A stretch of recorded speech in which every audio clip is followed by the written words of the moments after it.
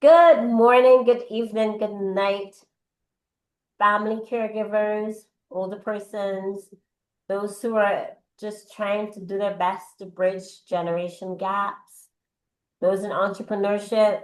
We are back. I'm so happy to be back with you for Lana's Little Things with me, Dr. Lana, specialist gerontologist.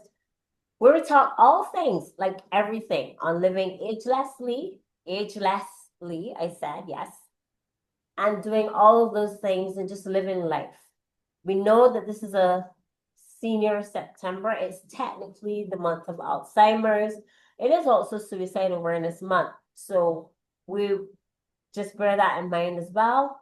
But for this special senior September, it is my absolute joy to interview persons I've met from all around the world with different thoughts and successes and challenges and perspectives on dementia as a whole, Alzheimer's specifically, and just how we can navigate these waters, as it would seem. As my special guest tonight, depending on where you are, is Miss Daniela Russo. She is from everywhere. She will tell me what her origins are, but just to introduce her, I met her on a business forum on LinkedIn. Most of you will be familiar with that. But the way she expresses herself, I love the way she sees dementia as just not, it is a disease, but as a disease that's just really not just about what's wrong with the person, but within there, how we can still find the person within and make that connection, because families get so divided and stressed out, let's just say, when you can't find what to do to connect with that special person, that loved one, grandmother, mother, father that you've known for so long. And it just seems as though they're disappearing. They don't remember anything. They don't remember who they are. And they feel distressed and you feel distressed. So Daniela she has so many, I don't know where to start, but she has so many different hats. And you'll see what I mean as we start to speak. She is a gerontologist, as I am. So that's where our common ground lies. But then she goes into a whole nother world. She is a neuropsychopedagogue. She'll explain what that is. I had to say that 4 times. And she's an aged care manager. She's founder of Whispers of Love Care. And she brings her unique blend of neuroscience, storytelling, which she does so well, because you should see her drawings, and her lived experience to transform dementia education globally.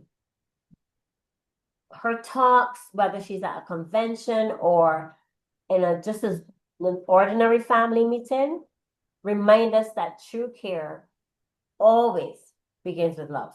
There can be no better way. And there can be no better way to start than to just introduce her without further ado and bring Miss Russo into your view. So, hello, Daniela. Hi, Nice hello, to meet you. Lana. May I also Thank say you. that she's in Australia, which is like far across the pond. So in my world, I'm talking to her tomorrow. The wonders of technology. I am in the future. She's in the future. I am in the future. So, That's so exciting. so just it's your all at you, Daniela. First, please tell us. Can you please explain what a neuropsychopedagogue is? Pedagogue is this. Again, say Yes. that 4 times fast. It's a combination of neuroscience, psychology, and pedagogy. We know the neuropsychology, we use how the neuroscience with the emotions, with the psychological side works. I add a little bit pedagogy, that's the science, how we teach, how we learn. And this is what I do now. I am clinical about that. So I develop ways. I don't call these strategies because each person is so different. I just say we found a way that the brain can learn any skills in Daniela, dementia. Daniela, Okay, forgive sorry. me. Please forgive me. I did not press record. I have to do that all over again, but I'm going to do it fast. They Please, say is record. Okay, sorry. I did. Oh, They I say have to edit that. You're this meeting is correct. being You're recorded. correct. Carry on. I'll edit Okay. it. Is the way that how the brain can learn that skills, and I'm trying support that brain when in dementia is already has lost a lot of the connections, the neural connections, and how I can make it another skill come alive again in that brain. So this is basically what I'm doing now as a neuropsychopedagogist. Okay. And what ages do you work? Well, obviously it's male and female. Is there a particular age group you find yourself working most with, or is it only for older persons? Any person, because my background, when I graduate 35 years ago, it was more with children because back in the year, when you talk about old people, you are a gerontologist. Back in the year, old people is old people. That's done. They don't have to learn anything. They just have to wait until the day they die. Mhm. That's very blunt, but it was the reality. That is true. We are living more now. Thank you for a lot of things. We're living more. So that scenario is changing. And, and it's why I cross during my professional journey from babies, children, young adults to senior. Yeah, so I can work with that qualification. Yes. I can work with babies, newborns, Okay. until, yes, a person is 100 years. Oh, Yeah. that's amazing. Now, from all the readings that I would see, all the connections I make, all the posts that you make, all the writings that you do, your phrasing it almost makes it seem easy. I know it's not, but it makes it seem easier than we think to get into you've called it, and I said this before, dementia as not a a broad thing, but just as little boxes where it locks away memories, or it locks away recollection, or it locks away an emotion, and we just have to find a way to open those boxes. Can you give me an example of a patient you had mentioned um with something he remembered and how you're able to bring that out? Yes. I even didn't I did a post about that. So recently I have a client, he's 85 years old. Mhm. If I will classify in a clinical way, he quite moderate to severe dementia, where he doesn't recognize more his wife, his family. He cannot tell you if he ate or not. So he needs a full-time care. And he comes to my respite for 6 hours every day. And then one day he was walking across the room and he saw a group of ladies knitting. And then he told me, "Oh, I know how to do that." And then I say, "Really?" And he sit down, we give him the tools, and he start knitting. And then I found so fascinated. And then I asked him, how you learn? Because he's a man, 85, post-war. I was not imagining, that group of eight doing that. And he say, my mom and I, we do this all the time together. He didn't use the past like we used to do when I was a child. He was telling me he was doing, and he did the whole square. And so after I spoke with the wife so surprised, because in 60 years married, he never did this while they were married. And also she told me his mom used to do when he was like maybe 10 years old. And then it's why I realized I unlock a box that in that moment he was 10 years old doing knitting with his mom. And I found it so beautiful. And then one of my staff asked him, "Oh, you can teach me," but she was left hand. And then he said, "I cannot teach you someone that's left hand. You have to find another person." So he was like he completely in the conversation, in the contest, and doing songs. I even took photo of his hands. It was so beautiful, that movement. And then I think I unlock a box that was closed maybe for 75 years. Wow. And now he has that skills. And that's become a tool and a resource for when he's more agitated, more confused. His wife, his family could try encouraging him to do some things, because that's going to give a little bit more comfort to his Yeah. brain when the brain knows. Because what dementia does is make we don't know what we're doing, because we lost. It's like bridges and gaps That's during true. that skills, and then some we lost. We don't know. So the brain is under stress and try find the other part of that skills. It's gaps. Yes. It's And trying to find what yes, it, yeah, the connection. and then the person become so stressed because the brain is under stress. But when the brain can completely complete skill the beginning until the end, the brain settling down. So the person is going to calm down because the brain know what's doing. Hmm. This is what I can see when I'm supporting clients that is living with dementia. So When that does that mean then that this is I know you make it easy, but it can't be that easy. So how do you go about, as you said, getting that person to find their box, find what they yeah, knew, and then to get them to that's a use hard what they had? question. I compare my job going to a garage.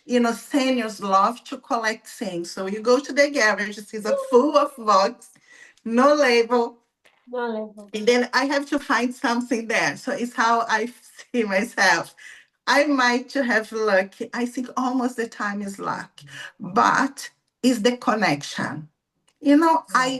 I start thinking about what he was, because one thing that people forgot when dealing with dementia, we know, and you know better than me, you are a doctor, the first until we keep the memories since you was born until 25 years old, are you saying now? We have the memories, and they are the last ones to be deleted, to go away, and sometimes never go away, because how we know? No one can tell us the last memories keeping in dementia. No. Like Yes. no one can tell. Like it's not fact that all True. them go. But we know that the scientists could prove we have that memory more preserved. And when we go back into the year, I say it's like the movie Back to the Future, we go back in the year. And it's how I find almost my answers. And I have another example. I have someone, she was 86, 87. She used to be a pianist, a professional pianist. And she has even a piano in her home, but she was not playing. In my center, I have a piano. And one day she was so confused, so agitated, looking for keys in her bag, all the time, me feeding. And then I told her, I'd like to show her my skills, how I know how to play piano. I don't know how to play piano, okay? So I Me said, neither. could you come with me? I just want to show you what I learned. So when I sit down and I start, of course, play awful, she said, stop, you are so bad. And I say, oh my God, how How I old don't was know. I she? will try my best. And then I told her, don't you have a go? And she said, I have this video I record. She played for 1 hour by her mind. And then again, talk with the daughter. They say, what you have done with my mom? I say, I don't know. I unlock a box. How old was she? Is she deaf? Was she 86, deaf? 87. Wow. Wow. Yeah, and then things like recently someone who knows when was her last shower. She was refusing to have shower. So the husband, she's 70 something. The husband said, I don't know, she doesn't want shower. So we're having a conversation. I and her. And then she told me she doesn't like showers because showers, she get wet.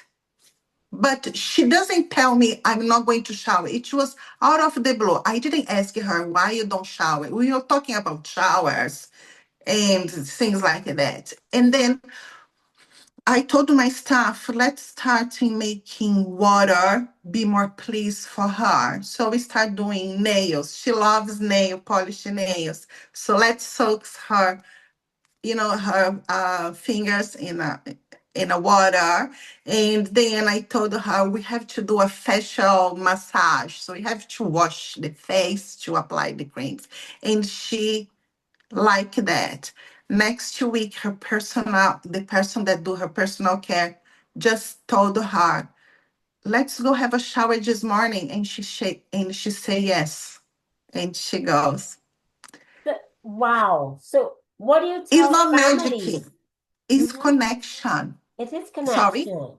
So how do Yes. you tell the daughter or the son or the family member when you've unlocked that box? How do you get them to go when they go home to use it? Or if it's in a care facility, how do you get Yes. them To to keep use it? doing.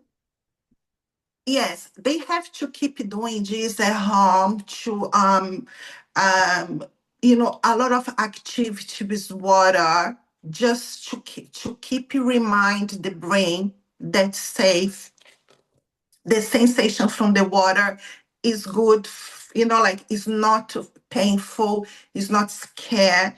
At home, I encourage the family to keep doing these little activities, especially if you have young children, the grandchildren at home. Yeah. They love to do activity with water, with the grandmother, with the Oh, yeah. grandfather, and yes, and also the way that we talk, the way that is not demanding, because sometimes the refuse come when you say, okay, go have a shower, and the Mhm. person that's an adult and say, why are you telling me what to do? I don't want to have a shower, or I had a shower, Yeah, and yes, in their mind they had the shower that's true. because they bring back from that memory. And then if you say, no, no, you don't have a shower, you are confused, I would make in a different way. I would suggest uh, take the tell the person, I have a very good soap for skin, things like that, and then the person is going to have another shower again. Well, he thinks he'll have a second shower, or we are going to an important event, you are going to see your best friend. Even that's not true. People tell me, are you lying? I say, it's not a lie. I think it's more about to be where the brain are, the memory, not the brain, where the memory are. And it's just a whole story that you are doing. You are not lying, you are just redirect the person. Yes, because all the time you're going to confront. All So the it's redirecting them to their, if I'm understanding you, you can tell me.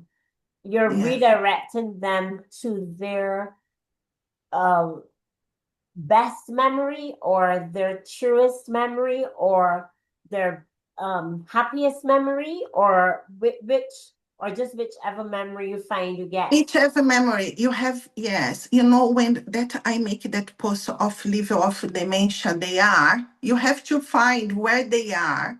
And Right. sometimes they are like my client, she was 10 years old, then the other, she was when she was 20, and almost the elders, I don't know in Barbados, but here in Australia, having a shower when you were a child young, it was not something common. It was a once a week shower. And it was Oh, not pleasant as well if you live more South Australia that was cold. So okay. how I can make someone like, just modernity to have a shower inside your house, a proper shower. This is from the modern years. But if you're talking about someone 80 years ago, here in Australia, because I have been asking people, it was not something too common for everyone.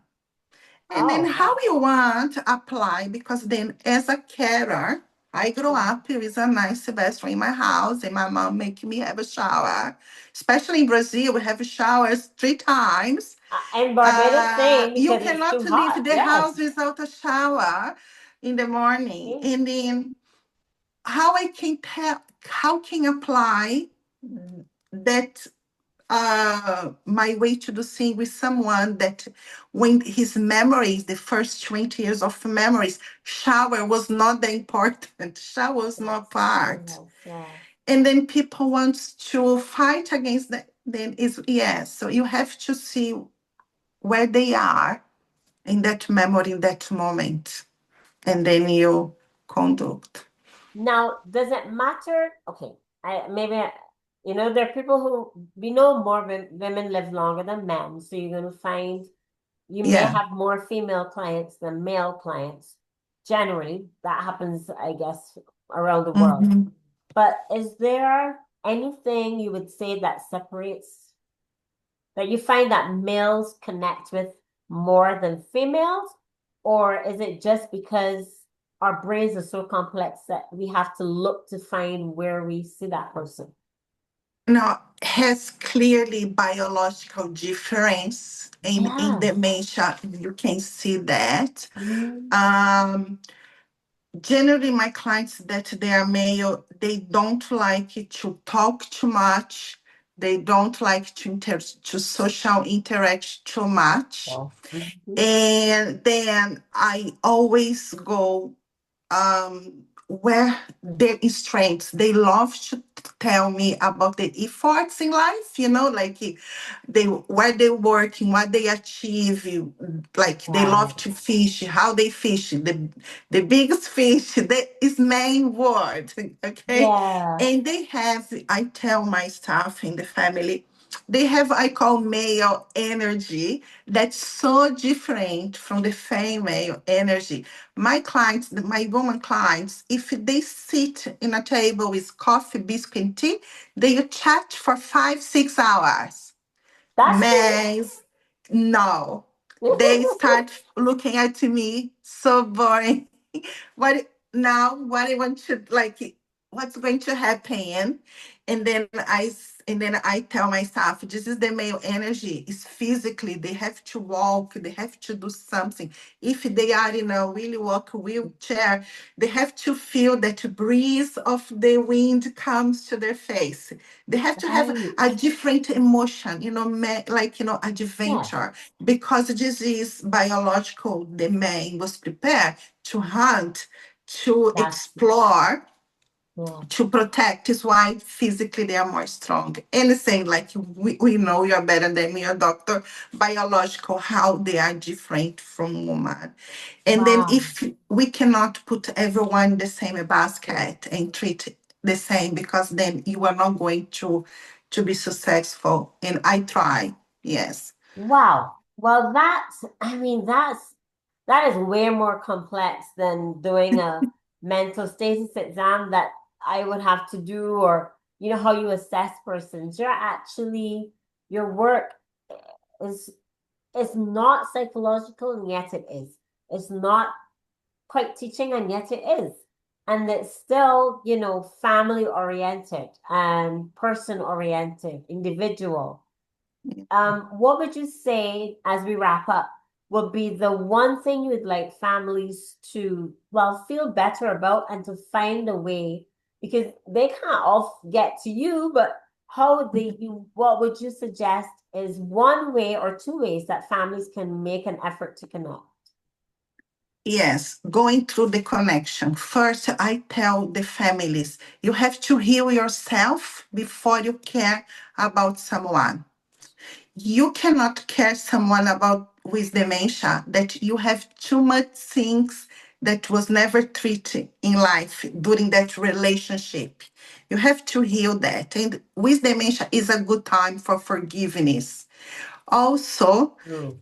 you have to make sure that love.